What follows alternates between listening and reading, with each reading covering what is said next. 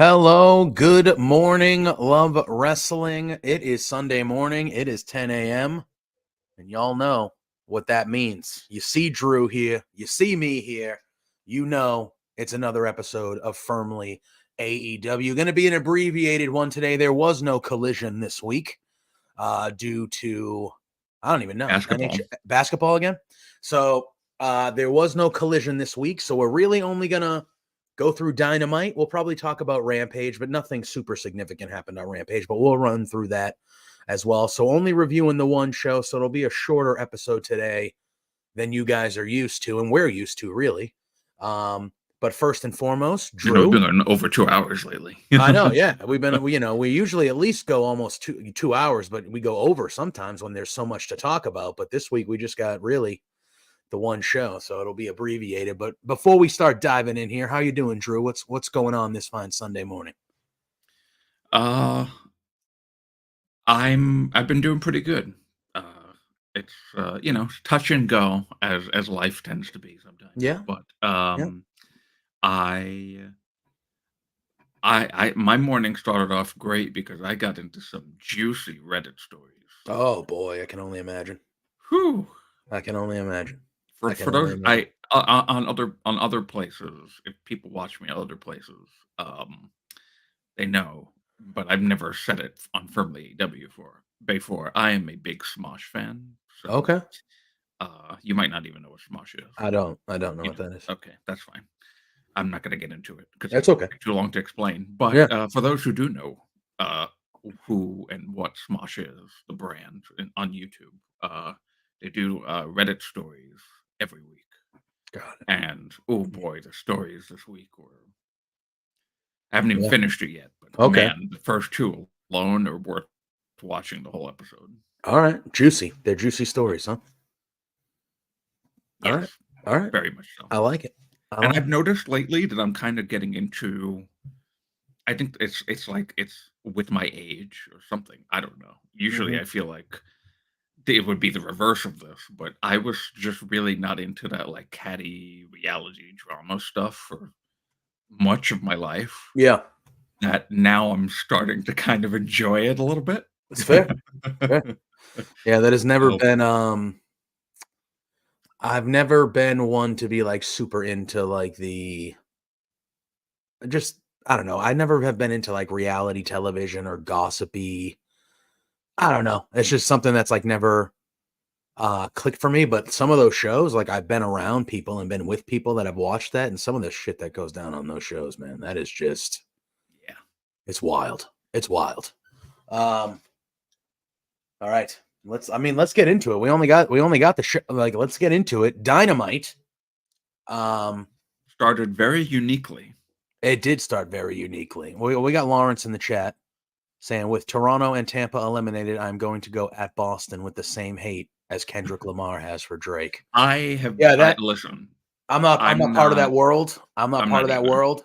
So I haven't listened to anything, but I know yesterday or the other day there was Drake came out with a diss track, and then Kendrick immediately answered. Everyone was going bananas about it. Apparently, Kendrick just came out with another one, and then Kendrick came out with another one. Kendrick was just like, "Oh, you came out with one? Here's 8. Here's 8. I'm gonna ruin your life." Yeah. But so I've seen the discourse on it. Oh, so have I. Yeah, I've seen all the discourse on it. I've seen all the commentary on it, but I actually haven't listened to any Neither have of I. the ones that have come out recently. Before, nothing. It's just not.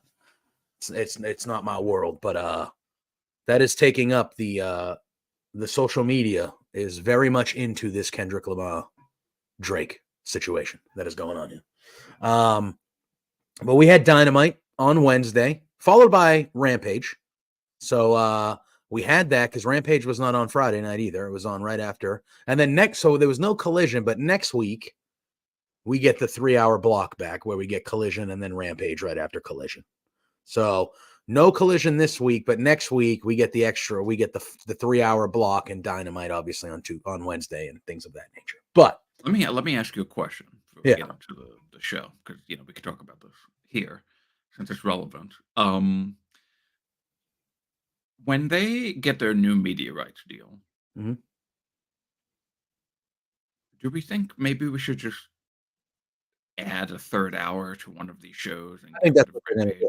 Rampage? I think that's what they're going to do. Or it would be the third hour would just be like the Rampage hour or something. Yeah. Like I think that's what we'll do. I think it would make more sense to do it on Saturdays, like they've been doing, Yeah. instead of Wednesdays. You could do it right after, whether TNT was cool with you starting at 7 and you did, Rampage hour from 7 to 8 and then Collision 8 to 10, or if you did it the way they've been doing it, 8 to 10 and then 10 to 11. However you want to do it, I feel like Saturday would probably be the better day to add the third hour. But like, yeah, I think it's weird because like Warner Media had to come out with a thing this week that was like, hey, there's no Collision this week due to basketball and stuff like that. But they like put over AEW as like being so flexible and understanding and all these things and always being willing to like move Rampage or, move whatever they got to do, which again, you want to be a team player. They're under the Warner Media umbrella. You want to be a team player. You don't want to be a hard ass, but at the same time, the thing is, Warner Brothers is about to lose the NBA. I don't think they're going to keep the NBA. The NBA is going to want to spread their stuff among multiple networks because that's the thing to do now, make the most money they can make. I wouldn't be shocked if some of their games go streaming only because that's the thing that is happening in all of sports now and wrestling starting next year with Raw and things like that. Like, so it seems to be the way things are trending. So I wouldn't be shocked if there's a third hour added to one of the shows. I wouldn't be shocked if one of the shows maybe became a streaming only show. Like, if basketball might be leaving, but like, let's just say that Collision needed to be on later again, right? If you have a new deal, what's to say that they can't go, hey, we're not going to do Collision later. Collision's going to be on HBO Max tonight. So live at 8:00, go to Max and you can watch Collision at your normal time that you usually watch Collision. You don't have to stay up until 11:00 at night for the show to start. You know what I mean? I think there's ways you can do about it. But to answer your initial question is like, yeah, I think one of these shows will become, I mean, they're doing it more times than they're not doing it nowadays. It feels like we're getting that 3-hour block more in the last month and a half. It's been a handful of times already. Yeah. I don't remember when Rampage was just on at 10 p.m. on a Friday. Yeah. Lately. Yeah. It has to have been at least a month because it's either after Dynamite or Rampage or not on at all. Yeah. 100%. And like, I feel like the basketball thing, while I do agree with you, what you said there, that's like, yeah, being a team player and being so receptive to moving the show you got to put your foot after down Wednesday though, at some point. Saturday. Yeah, you got to put your foot down at some point and go, hey, we have fans that tune into this network only to watch us. Right. And every week, and I get it, it's playoff hockey time, playoff basket. I get it. Like this stretch here is a busy time on the calendar, right? It doesn't happen all year like this, but it's a busy time in the calendar. I get that. But at some point, Tony Khan needs to be like, hey, we've been a team player here for 5 years, moving things around, doing all this stuff, blah, blah, blah, blah, blah. But like, there are certain people that tune into your network just to watch us. And we have to give them a new schedule every week of when to watch us. Like at some point they need the consistency from us too. You know what I Right, mean? because I actually didn't realize that Collision wasn't on last night until about 7:30 p.m. Yeah, really? Because I didn't realize Collision wasn't on last night until this morning. Because I had plans yesterday, and I was out all day. And when I got home, I watched Backlash first because I had missed Backlash. So I watched Backlash, and it was late. And I was like, "All right, I'm gonna wake up at like early 7 a.m, and I'm gonna watch Collision before Firmly." And then I go to my guide and I go to my DVR, and it's not there. And I'm like, "Where the hell's Collision?" So then I'm going on the internet trying to find results and be like, I got to see what happened. And then it was like, no, there was no Collision this week. And I was like, oh, Yeah. so I went back to bed. I slept for another hour, but like, that was it. But like, I didn't even know. In my brain. I was like, okay, I'm going to have to watch Backlash and Collision, and we're going to do this and that. All right, Yeah. cool. And I was mapping it out. And then it was just like, oh no, Collision didn't happen. Also, I feel like what's happened lately, like while there's been these 3-hour blocks, the promotion of wherever the 3-hour block is only the show before the 3-hour block. Yeah. Yeah. It's like, oh, it's Dynamite. This Saturday, Rampage is also after Collision, or it's Collision. Well, this Wednesday, Rampage is after Dynamite. Yeah. And it's like there's no wiggle room to prepare. No. To move your viewing schedule around. Did they not announce it on Dynamite? Did they not? They had to have commentary. Like I obviously missed it. Duh. Me too. But like they had to have referenced it or mentioned it on Wednesday. They had to have. So I don't know. I probably just missed it. But I feel like, yeah. I mean, the good thing, and we don't talk about WWE that much on the show, but the good thing about WWE's Raw deal next year is that it's never going to move. Because it's always going to be on streaming at the same time every single week. Yeah. And I mean, honestly, even though they've been on TV since Raw started, in 1993, it's always been on Monday night at 8 p.m. Like there may be it was at 9, even a handful of times. Yeah. Where it had to move for some reason. Exactly. Like I remember back in the day when I was a kid. That is a pet. Yeah, Lou is down here. Oh, show the shirt. You got to show the shirt. Oh yeah, I'm wearing. This is Lou on my shirt today. I love that shirt so much. Look at this thing. I got this this is a Christmas gift. Hi, Doc. How are you? Yeah, Lou's in here. He just came in here, and he'll literally he has like a human knock on the door. Like you can actually hear him knocking on the door, and it's like, holy crap, man. I want there to be a camera outside, and you see him lift up his paw, and then he comes in here and he just, hey, come on. He comes in here and he chews on the wires and ruins my life. That's what he does. Louis, get out of here, brother. Anyway, we got to talk some Dynamite. Doc, but to see him. Like you said, Dynamite opened up a little different this week. It opened up. We saw Tony Khan behind his Jacksonville Jaguars desk. And it said that he was too hurt to go to Dynamite, not cleared. So he was working remotely for Dynamite. And that Matthew, well, and then it kind of cuts out and we see the Young Bucks, Matthew and Nicholas Jackson. And they basically say that they're in charge, that they're running the show tonight. But a little bit of a different start to Dynamite, seeing Tony behind the desk, kind of with neck brace on, feeling, but on remote. He was in remote. What do you think of the start of Dynamite being a little different than usual? Listen, I have talked on the show so many times about how much I love deviating from the norm, and this is right up my alley. Yeah, right up my alley. And because this wasn't the only thing that was deviating from the norm. No, this opening. Yeah, this was such an awesome way to start the show, to then lead into the actual open of the show, which has always been, a smorgasbord of AEW talent doing their thing. I mean, technically, it still was a smorgasbord of AEW talent, just only certain AEW talent. technically.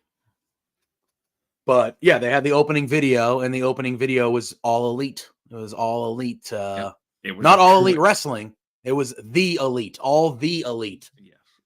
Which It was a true funny. NWO style takeover. Yeah, it was. And that's the, obviously that's the vibe we're getting here, right? Is the NWO Black and White taking over Nitro type thing here? Like that's what they're kind of leaning into a little bit. But, Yeah, but that's what they're kind of leaning into a little bit. I like it. I like it a lot. I think it's been good. It's been good. Oh, Lou needs to leave now. That's what Lou's like. I'm at the door. Let me out. But I'll plug your interview. Everybody, absolutely. Show that shit. Doc on Bleacher Report. He has an interview coming out with Willow going up this week. So everybody go check that out. And I will be. I know Willow has always been a huge favorite of Doc's. And we love Willow here.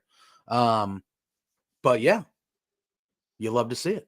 I'll do it. Doc, you don't have to JK, bro. I'll put over anybody. Then we get Swerve Strickland, our AEW champion. He kicks off the show. He comes down to the ring again, leans in on the elite, saying that what they did again, second time now, bitch move. That's what he said. It was a bitch move. Talking trash about the elite for what they did to Tony. And this sparks Nicholas and Matthew Jackson to interrupt Swerve. And they say that they have his challenger. This was such a great way that they said this, too. Yeah. Yeah. He said they have their challenge. They have his challenger for Double or Nothing. Somebody that hasn't been seen in a while. Former champion in AEW. And they introduce Christian Cage. And we see a returning Christian coming out, and he will be Swerve's challenger for the AEW World title at Double or Nothing. Obviously, there was a segment after this, which I want to dive into and talk about, but off the rip, how do you feel about Christian Cage being the next challenger to Swerve leading into Double or Nothing? So, it was unexpected. Yeah. Sure. I thought so too. I did not expect Christian Cage to be the first challenger. But I don't hate it because I think it should establish the TNT title to be even more of a big deal than it is already. That if the person who's the TNT champion loses that championship, they are main event level vying for the top guy, the top championship. I think that makes a lot of sense. So I'm a fan of that. I hope that continues. I mean, I wouldn't even hate to see Adam Copeland versus or whoever the next TNT champion is. Yeah, I agree. I think that makes all the sense in the world. It should be the same way with the TBS championship for the women's division. Absolutely. Yep. I agree. So I don't hate it. Now, I think most people were expecting Hangman. Correct. That's what I thought they would do. I'm a little surprised that they didn't do that. So I don't know what's going on there. If maybe he couldn't come back for whatever reason, or they're just doing something else. Yeah. They got a lot of shows. You got Forbidden Door, you got All In, you got all like they got shows coming up that if they are going to lean back into that, like there are plenty of places for it to happen. But we see you, Scott. We saw that one at least. I don't know if any of the other ones weren't, but yeah. So he comes out with the whole patriarchy. He's got them all there: Mother Wayne, Nick Wayne, Killswitch. Haven't seen any of them since he lost the championship. Correct. I haven't seen any of them. So he comes out and then immediately attacks Swerve. Just takes him out. Immediate. Nick Wayne attacks Prince Nana. And what I liked about this, Drew, what I liked about it is Christian Cage grabs the mic and he says, "You know why I'm doing this?" He goes, you know why? Blah, blah, blah. You know, he goes, I'm doing this because of what you did to Nick Wayne when you went to his house and left him in a bloody mess last year. And I'm doing this because you cost us that tag match at All In last year. It was your fault we lost that match. And I like that. I like that because it's bringing up stuff from before, which you don't always see. We're starting to see it a lot. I mean, AEW has always been good about it. We're starting to see more of it in the other major company as well. But sometimes wrestling companies don't always bring up old stuff. And I think it's very fitting for Christian's the first thing he says was, yeah, I'm coming after you because of what you did to my boy, what you did to my son, Nick Wayne over here, leaving him in a pool of his own blood in his own garage last year. Because that was really the first segment that we saw from Swerve, where it was like Swerve went to this different level of heel, was that Nick Wayne segment when he just left him literally in a pile of blood. It looked like a horror movie type situation. I loved AR Fox's integration into that too. Sad that, since All In, he's not been really featured that much anymore. Yeah, 100%.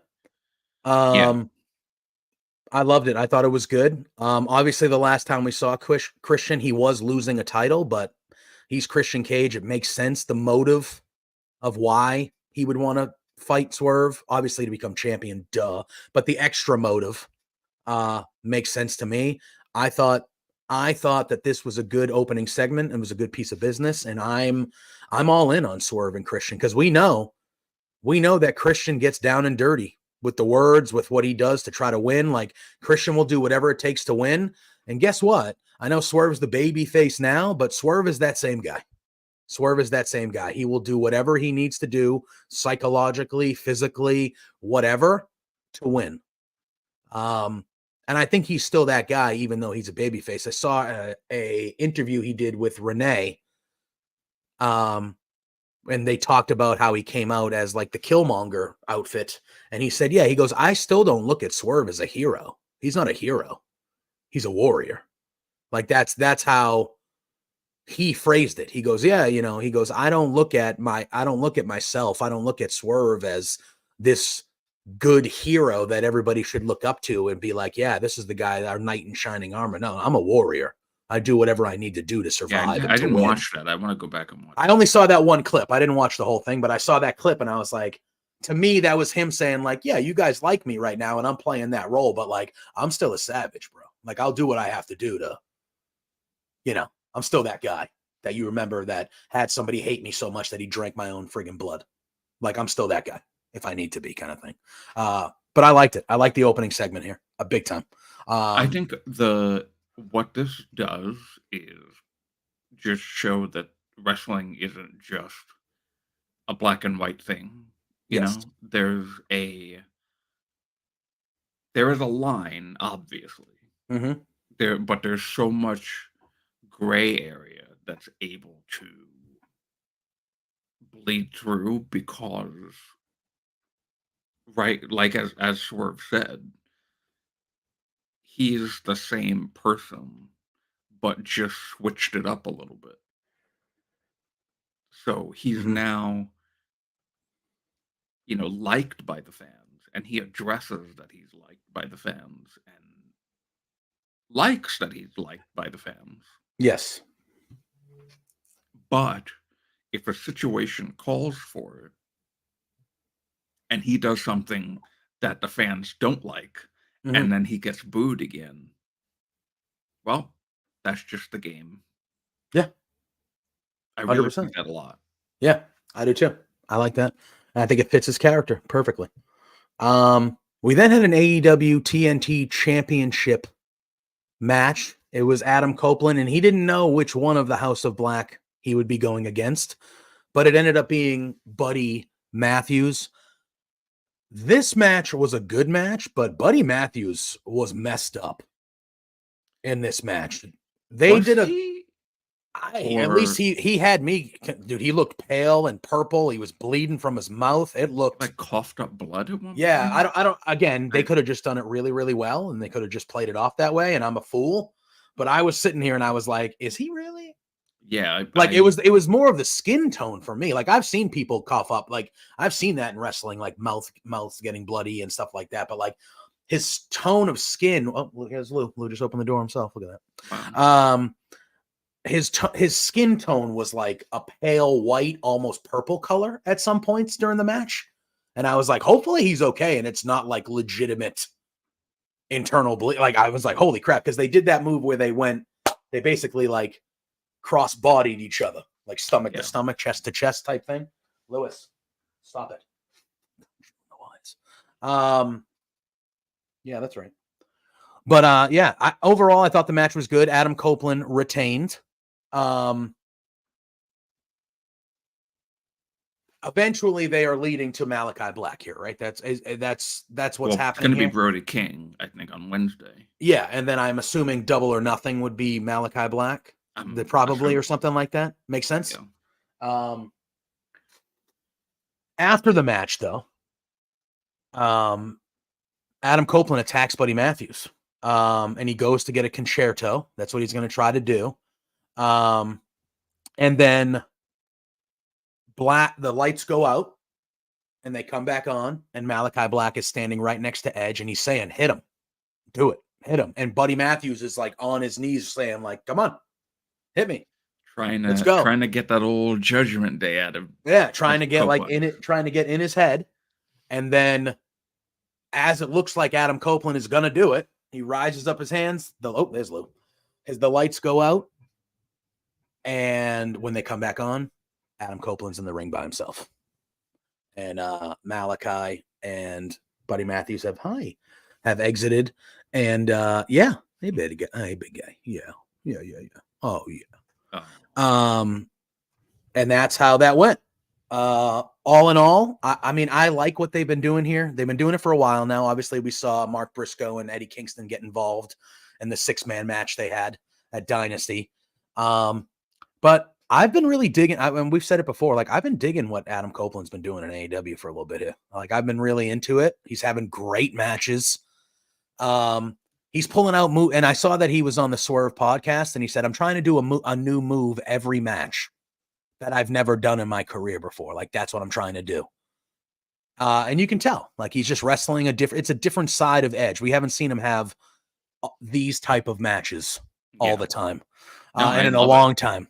And I love it. I'm digging everything they're doing with him. I think I'm liking him. He's one of my current favorites, honestly. And I love the House of Black, him and Brody King.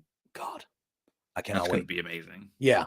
But talk to me what you thought about this match and just kind of the stuff they're still doing with House of Black and Copeland.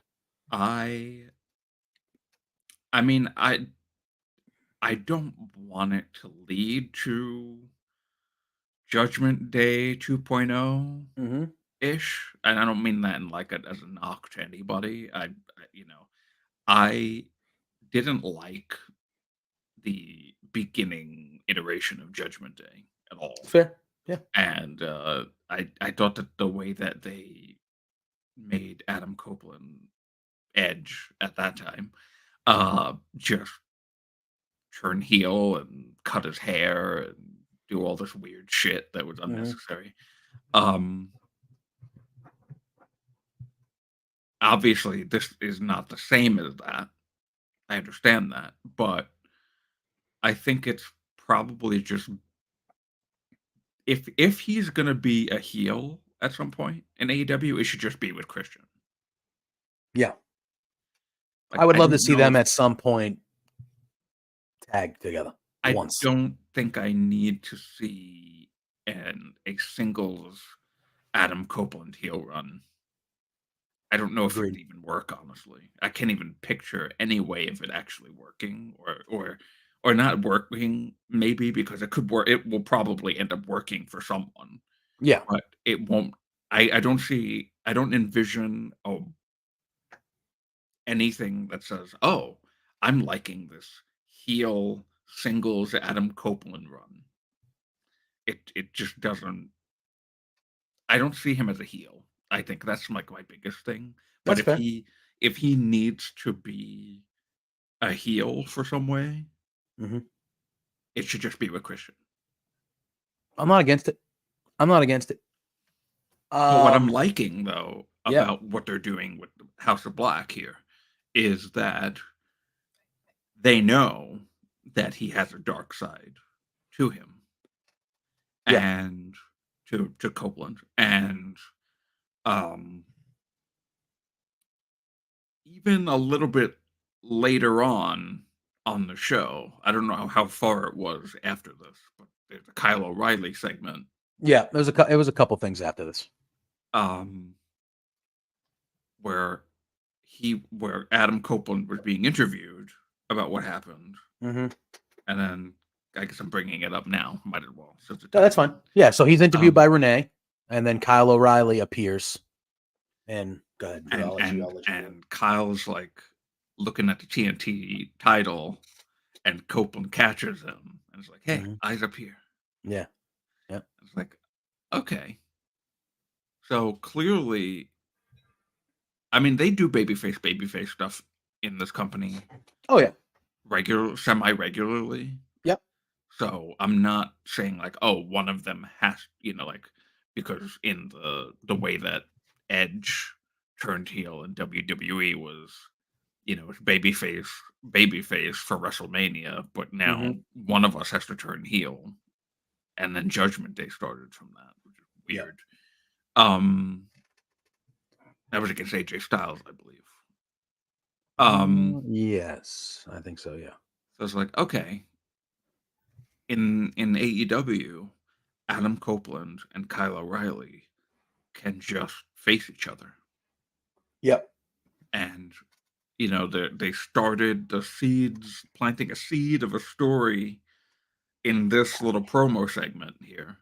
And none of them have to turn heel in order for that to happen. No, and I like that. I agree.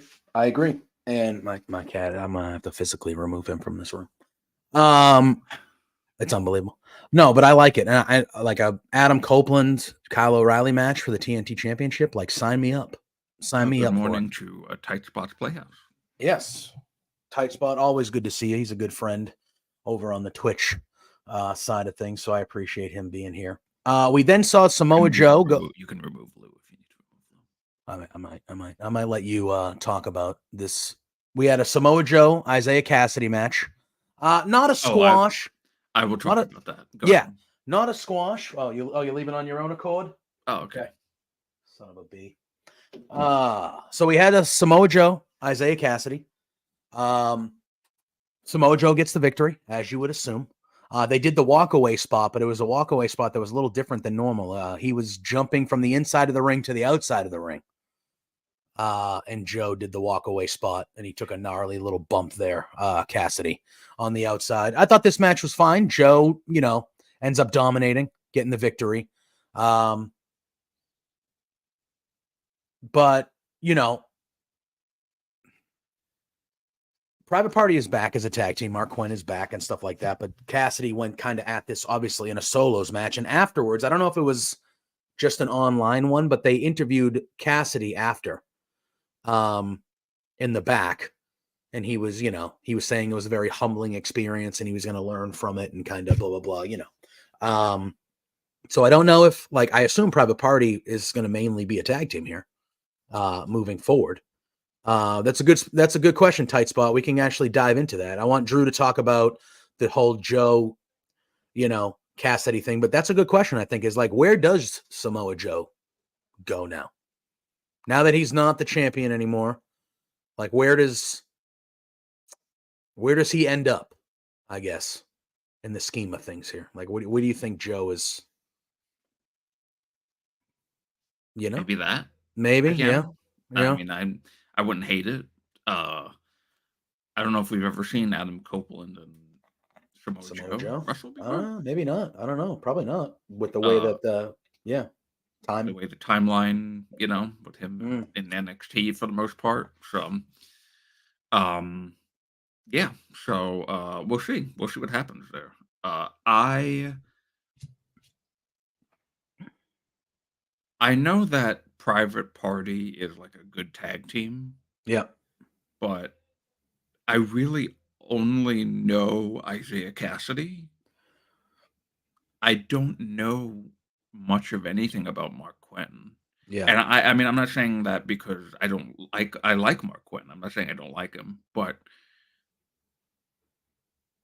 He hadn't been there for a long time because he was Isaiah injured. feels like a singles guy to me. Well, I think that's Honestly. partly is because he was a singles guy for a long time because of unfortunate Mark Quinn had been banged up and was out for a long time. So they utilized him as part of the Matt Hardy group by himself. And then he became, he was this kind of singles, guy for a little bit. Yeah. I mean, yeah. I mean, I don't know where, I don't know if he has It's I mean, and he's never won a title in the no. company yet, but he's been there since day one. Mm-hmm. That we've had that discussion of, multiple day oneers never really getting a true spotlight that they deserve. Mm-hmm. Remember the second ever, or was it the first or the second ever Dynamite? Second, The they Private beat the Party Young Bucks. beat the Young Bucks, which is like I a was in the major building. thing. I was in the building. Oh yeah, you were there for that. That's right. It was a wild scene. People going So, nuts. And best friends have been there since the beginning. Santana and Ortiz were there since the beginning. One of them isn't there anymore, but it's Well, like the best all friends of are no these. more either. We're going to talk about them next. Well, yeah, right. Yeah. I mean, there's. I mean, not with they're the all company still anymore. Yeah, they're still there. But like it's, and I really like the best friend stuff. What's going on with that? But yeah, it's just like I don't know. I don't see him as a tag team guy anymore. I see him as singles guy, and honestly, he could do other things with other people. Mm-hmm. Like he's always hanging out with Daniel Garcia. He's always hanging out with Ortiz, on his vlogs and stuff. And they're very entertaining. And he's a very fun, charismatic person. Mm-hmm. Um, so I would be interested in seeing like some sort of a singles run from him. Yeah. Yeah. I think they can go a bunch of different ways.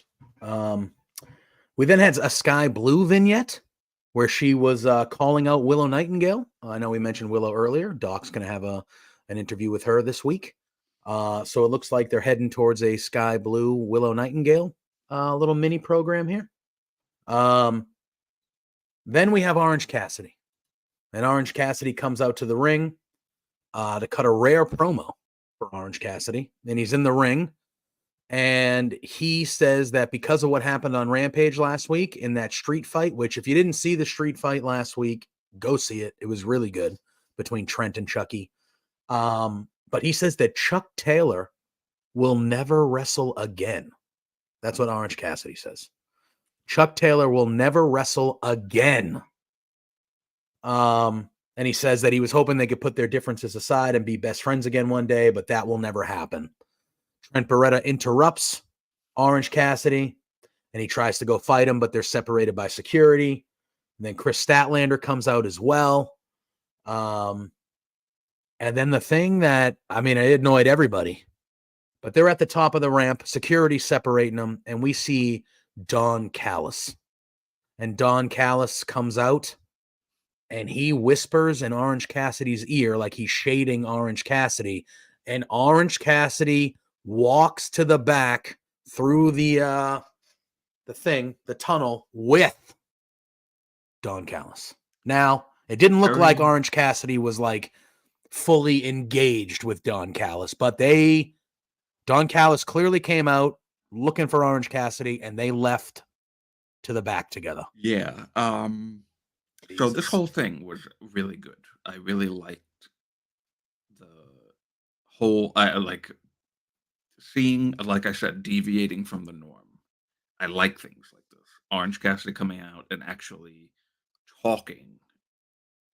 I mean, I love Orange Cassidy's character as it is, of him just doing, the half thumbs up and the way that he wrestles and the way that he does interviews and everything. I love the half-assed character stuff that he does.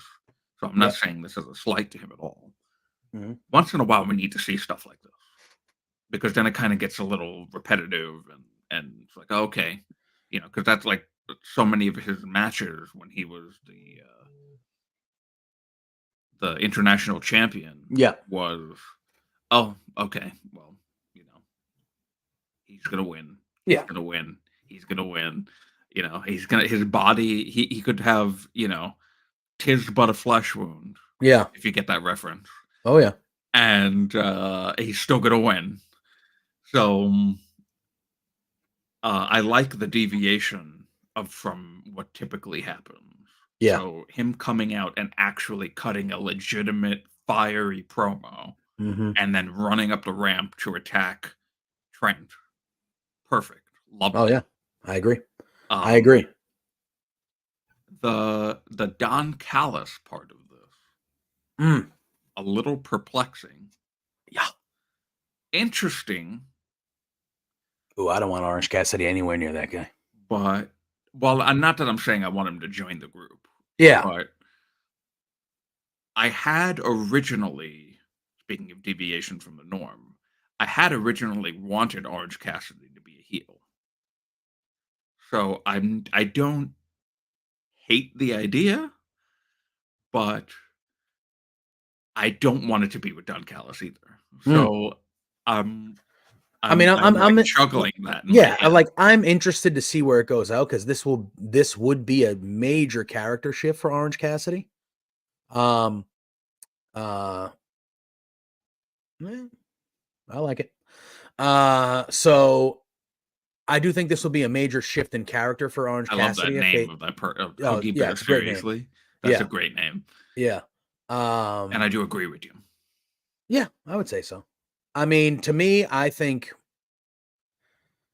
they've been on kind of a hot streak here these last couple months. So I think they're going in the right direction.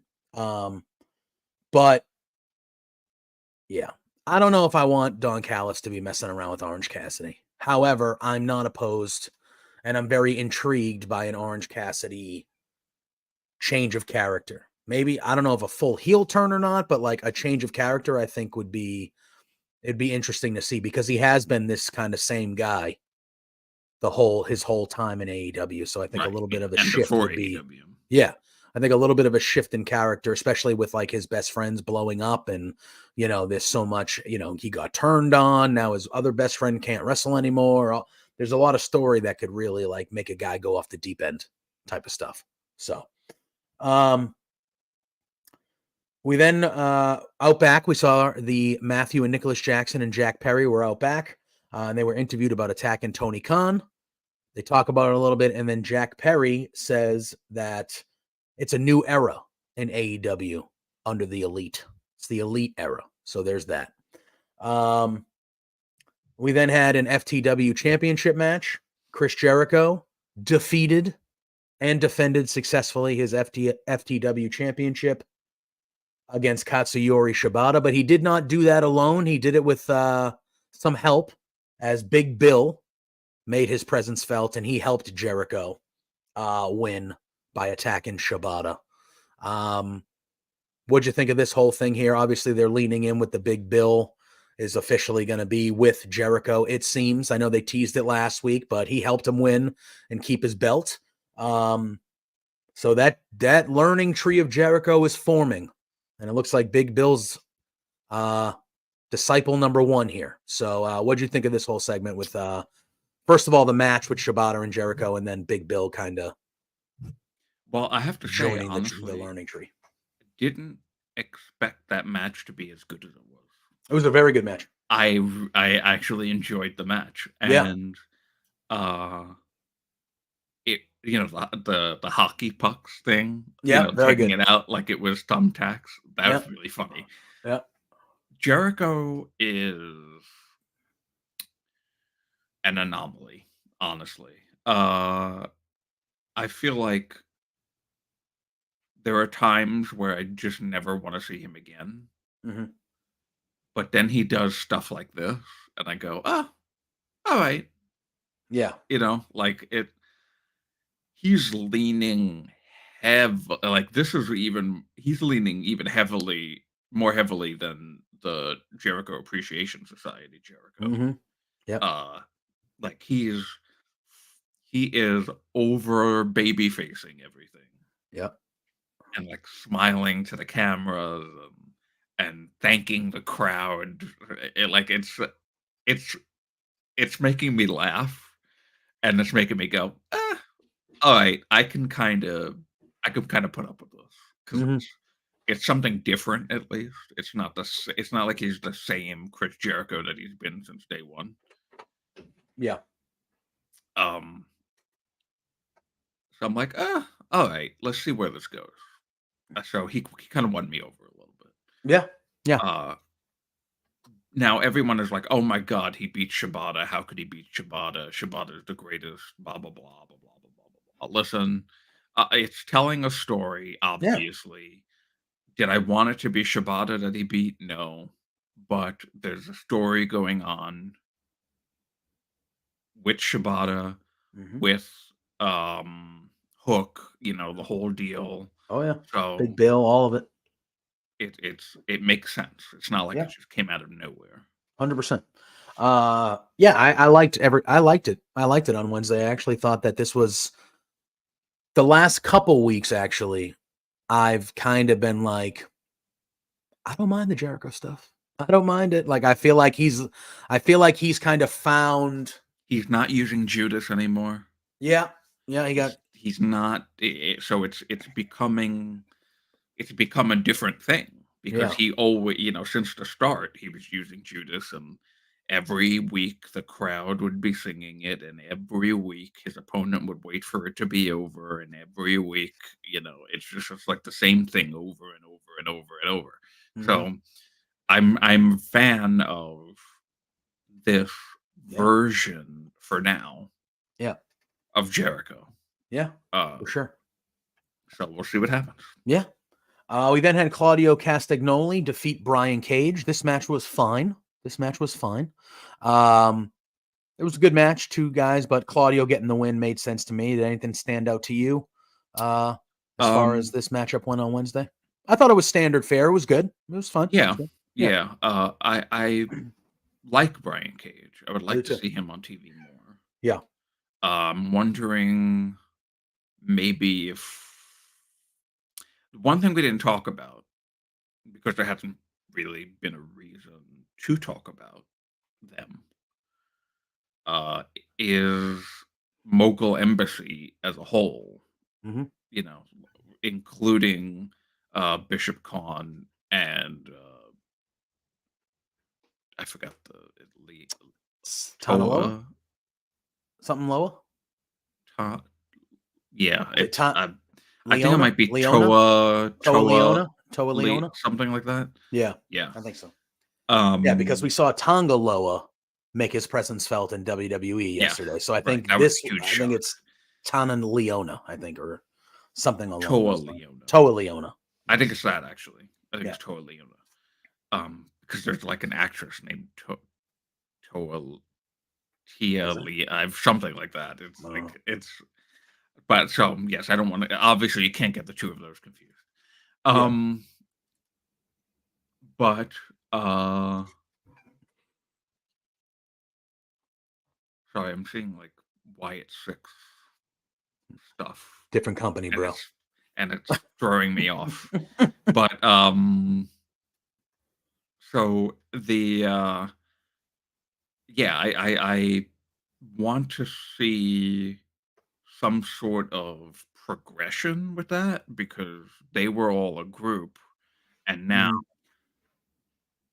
Mhm. and Prince Nana was their manager Mhm. before Swerve was even in the picture, and Yeah. now it's just Swerve and Nana, and that's it. And like, I mean, Nana has come out with other people, but they don't like do anything now. Yeah. And Well, Swerve is the big champion. You'd think that they'd maybe well, get on he TV with the champion, and well, Swerve did. I don't know if it was on Dynamite. It's not in my notes here, but I saw something with Swerve did say that he's coming with help next week. That's what he said, right? right, He yeah, had a backstage thing where he was like, "Oh, I see, whatever, but like I'm not coming alone." Which, I mean, he was already in a group with Mogul Embassy, so I would assume if he's not coming alone, the right, people that yeah, should be helping him is the Mogul Embassy. And we got Tight Spot saying like they're like nothing now. Well, let's see. Let's see who he brings when he says he's not coming along, because I think it should be them. They're already his friends on screen. So we'll have to see. We got Huggy Bear saying, do you find that AEW has like 8 to 10 major stars injured, that all these stars like Britt Baker, when they come back, they will have the same? I think some of them will. I think when Jamie Hayter eventually comes back, she's right at the top. Britt Baker, right at the top. Kenny Omega, who we're going to be talking about in a second here, right at the top. I think there's certain people like that will immediately go back to kind of where they were. And then there's some other ones that, they might have to like kind of be in the, like MJF, when he comes back, guess what? MJF's going right to the top of the show.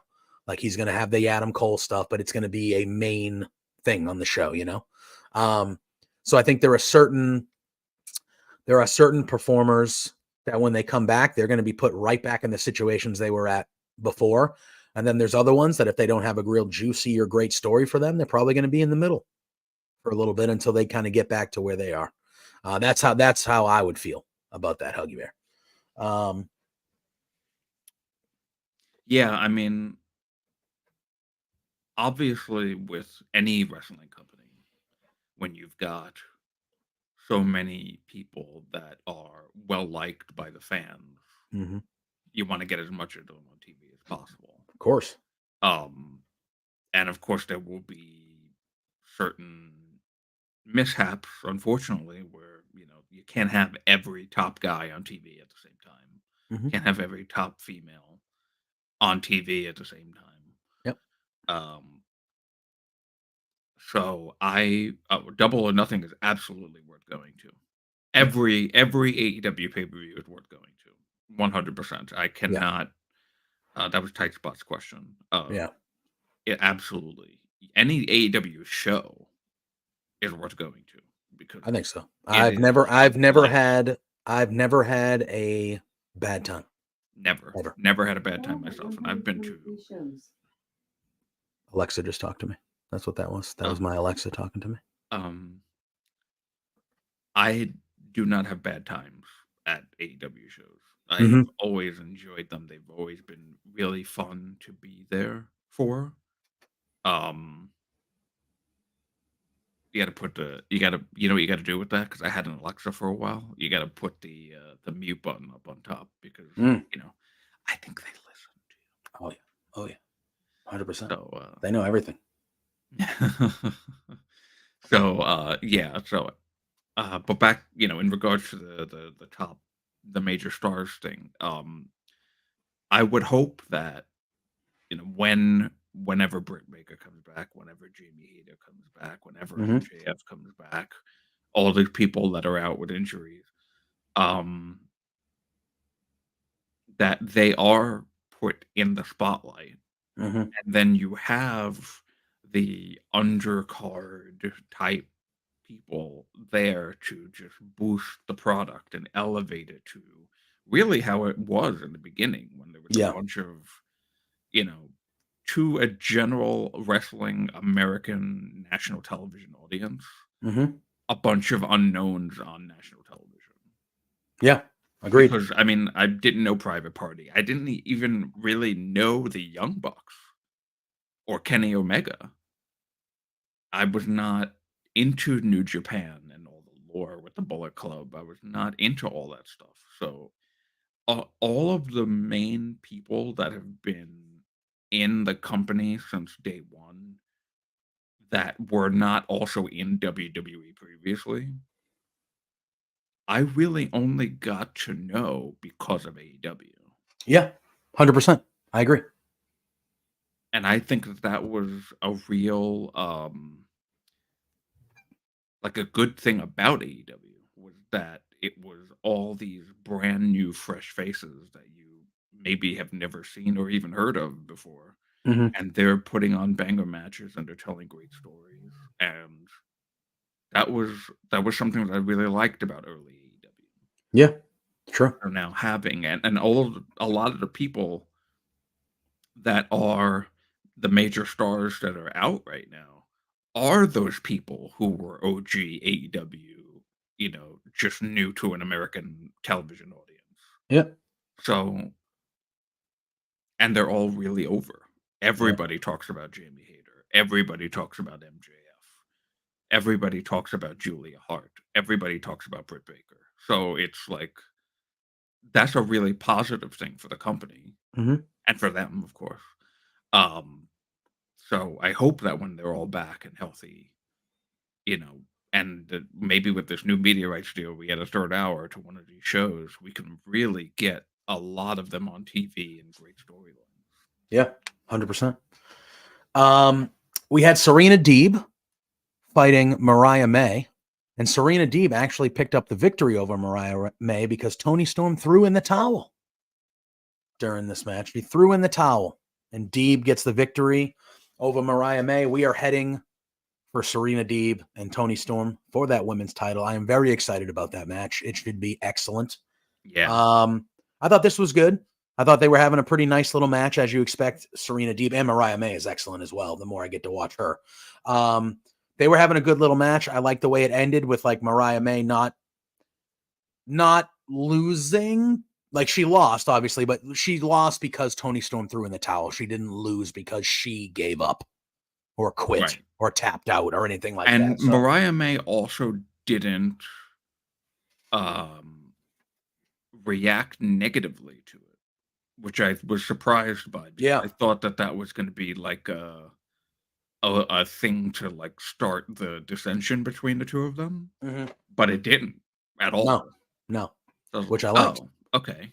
Yeah, I liked Yeah, it. I liked it too. So I liked it. So I'm very, very interested to see where this all goes for sure. I am too. I'm very much looking forward to these two ladies And I'm gonna be battling honest out. with you, I don't really care about the rankings anymore. I mean, they made it. We don't have to. They also kind of don't really care either. Yeah, I was going to say they've kind of shown us that we don't need to care about it. You know, like I thought it was funny that they brought it back, and then within a month it was already like, oh yeah, we didn't do that. Forget that we did that. yeah, it's true.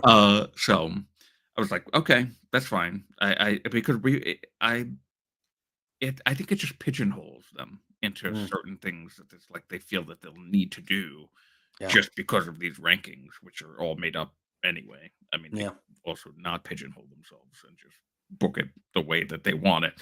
So I think I liked the rankings originally, and I liked that they had brought it back, but I don't really care about it. Yeah, they don't put a focus on it, so I really don't put a focus on it because, like, they brought them back. They showed the graphic for a couple weeks in a row, and then I haven't seen the graphic in what feels like 3 months. So I'm just kind of like, all right, well, cool. I mean, whatever. Just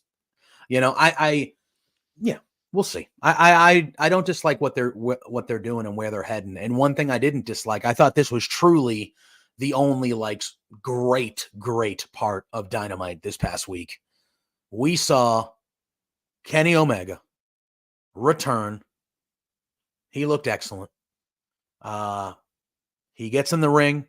He details, what's going on with his diverticulitis and kind of what he's going through, what it felt like. He says that he was convinced that he would have to be out in the ring right now, giving a retirement speech to the crowd. Obviously, the crowd's dismay. But he said there's still more work to do, and he's not going to do that, and he's going to fight his ass off.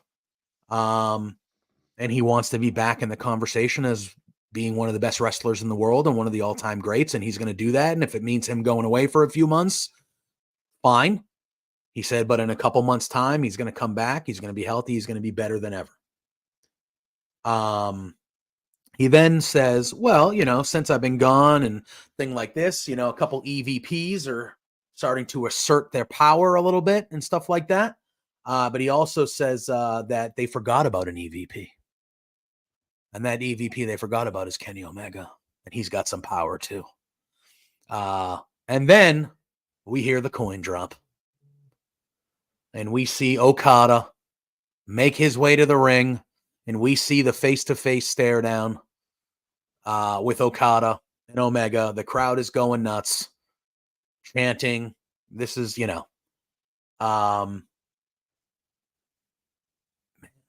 just seeing them two across from each other in the AEW ring was like, oh yeah, that was really cool. Omega says that I think I gotta look at my notes. He says if Okada gives them a few months, they'll be able to finish their rivalry in AEW, which obviously gets a huge pop.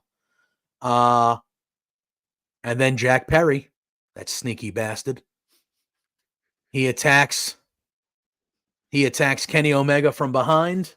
Omega fights back, but he's playing off the diverticulitis, grabbing his midsection. The injury is too much to overcome. Jack Perry hits Kenny Omega in the stomach with a chair, which obviously sells the injury big time. Matthew and Nicholas Jackson come out.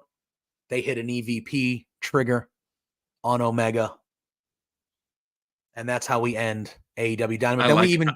I like how they were doing the same thing like what they did with Tony the week prior. So like, yes. Whoa, what are you doing? What are you doing? Same exact thing. And then do the arm spot again for the EVP trigger. Yep. But they do it this time. And then even out back, they're loading Kenny Omega into, because as that went off the air and Rampage came on the air, really the only notable thing on Rampage is they showed out back and Kenny Omega was getting loaded onto an ambulance and the Elite showed up and they pushed Omega off the stretcher onto the concrete floor, which he was obviously then continuing to sell the stomach diverticulitis issues throughout.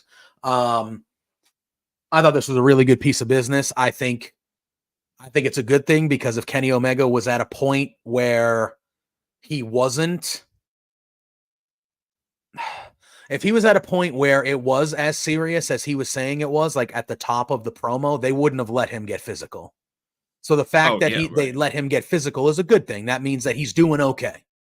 He's doing okay. Like, oh, and one bad thing, he could be dead. Yes. And then they're slamming him with chairs and doing all this stuff. And correct. Like, well, that is a good thing. That means that he's doing okay. He's in good shape. He mentioned I got to go away for a couple more months because he's probably not. He can't come back yet. But the fact that he did what he did on Wednesday and took those bumps and was moving around and fighting back and stuff like that, that tells me that we're not in a level of if, it's a level of when, and it's probably later on this summer that we're probably going to see this guy coming back. In maybe. Oh, maybe. And like I think this was a perfect way to write him off for the next couple months so he can go get healthy and do what he needs to do. We saw him. He made his presence felt. He mentioned the EVP thing on his own end, like, hey, you guys can do this now, but just wait. I didn't mishear that that Tony Khan had kind of like said that there would be somebody in his place, right? Or was that just like speculation? I thought that was speculation. I think a lot of people were speculating that Omega would be like the GM for the night. I think that was like one of the things because everyone was like, he's not going to wrestle. Like, what's he going to do? But I might have missed it. I don't know. But yeah, because I saw somebody earlier in the chat had mentioned that there was no GM. I don't remember who it was. I think maybe Doc. Oh yeah, it was Doc. We didn't get a GM. Yeah. So I didn't remember if that was like announced that there was going to be a GM or if we just all assumed. Which then you make an ass out of. I mean, that's what wrestling fans like to do a lot is we create stories and assume things in our brain. And then when they don't happen, we shit on the company for not doing it. And it's like, well, you made that up in your brain. Why are you getting angry at somebody for it? Yeah. But anyway, I digress. But Drew, this was perfect. I thought this whole thing was perfect. I agree.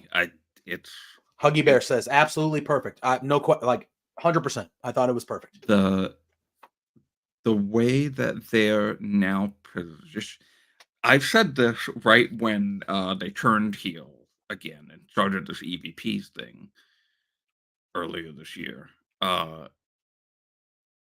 This is what all of the detractors say about them. This is how they are presenting themselves now. And that's what they always should have done, honestly, because it's working. It's the EVP is always all friends wrestling, all the stupid shit that all these morons talk about that I addressed on this show a couple of weeks ago. This is playing into that 100%. And I really love it.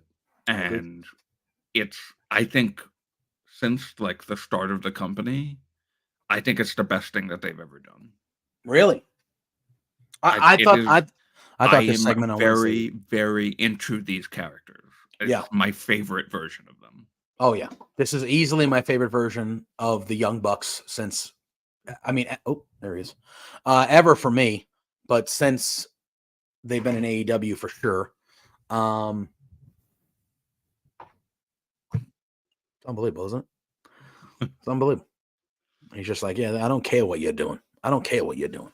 I thought I loved it. The Okada Omega thing is, that's something on its complete, buddy. Jeez Louise, man. That's something on its complete own. He is That the real star of the show. he is the star of the show. I mean, I'm wearing his shirt for crying out.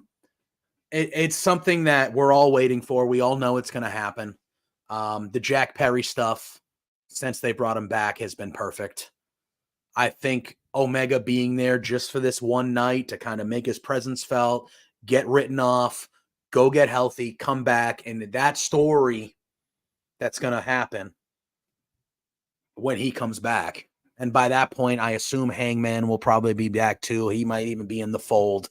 Like, there's so much stuff that is going to come out of this story.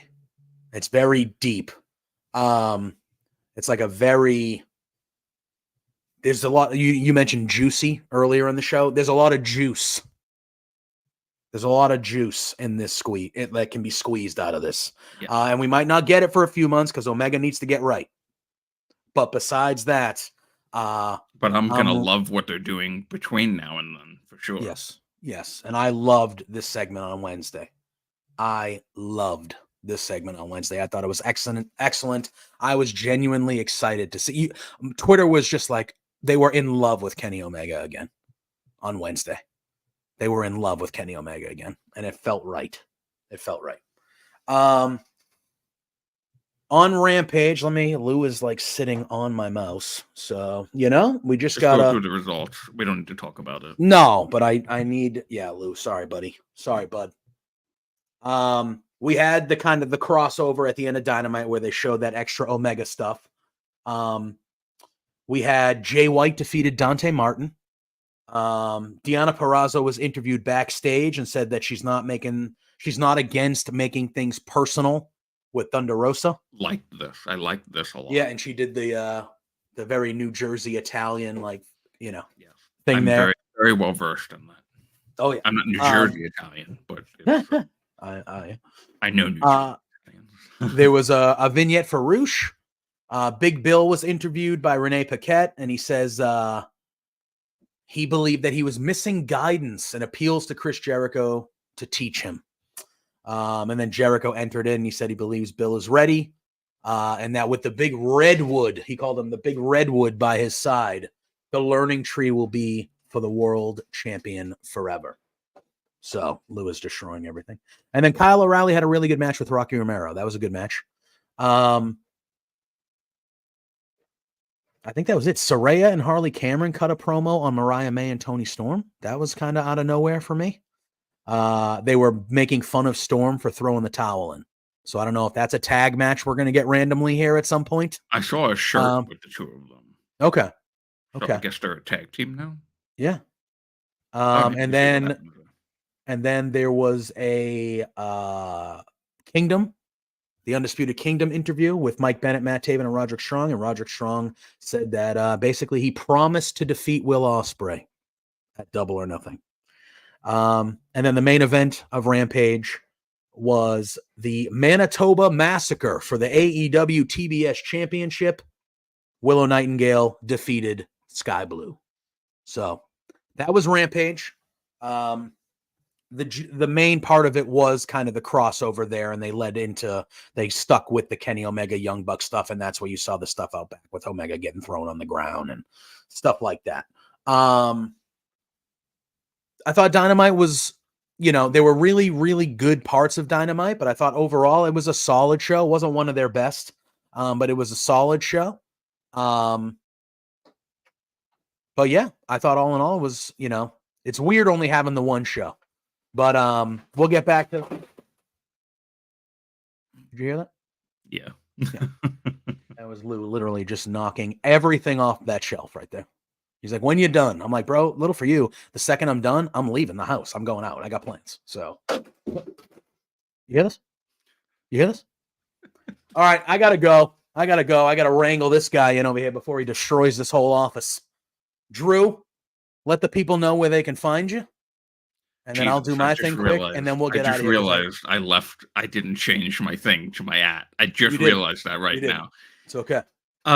This is for another show, ladies and gentlemen. I apologize. I am the most electrifying man, but also you can find me at the Drew Nicholas on Twitter, and you can find me on this show where I am the most electrifying man, the Roundtable Pro Wrestling Podcast. And you can find me collecting the super chats and humper chats for the AEW Collision post show for Fightful. Mm-hmm. I didn't have to do that last night, so it was kind of refreshing. Yeah, but I'm gonna have to do it for the 3-hour block next week, and I'm not really pleased, but that's fine. So come join us on Saturday nights. It's really fun, and then join us here every Sunday morning for Love Wrestling's Firmly AEW. Damn right. And follow Firmly AEW on Twitter at Firmly AEW. Do those last two things. Go follow Firmly AEW on Twitter every Sunday morning, either 9 or 10 a.m. So if you follow us on the socials, you'll know the times and stuff like that. You can find me at JPJ Loves Gaming on all social media platforms, also on Twitch and YouTube. You can find me here, like Drew said, every Sunday with him. You can find me here every Thursday night at 8 p.m. with my man Pluggo, the flagship here of Love Wrestling, between two beards. We just had Heel Scoob on this past Thursday night to talk some Backlash in WWE. He was a great, great guest. So go check that one out. It was a lot of fun. But yeah, that's where you can find us. We'll be back to our normal, longer form show next week when we'll have multiple shows to talk about, not just Dynamite. But yeah, until then, I got to go fight my cat. So we will see you all. Thanks for joining in. Tight Spot, we love you too, buddy. Scott was in there. My mouse is broke. Apparently everything's dying. Huggy Bear, thank you for your questions and your chats as well. We'll see you guys next week. Thank you very much, Doc, as well. Oh yeah, Doc was up there. Go get his Willow interview that will be dropping this week. Go check that out. Doc's a good dude. He does excellent work over there at Bleacher Report. But for Drew, for myself, for all of us here at Love Wrestling, thank you everybody for tuning in, having a good time, and we will see you next week. But until then, peace out.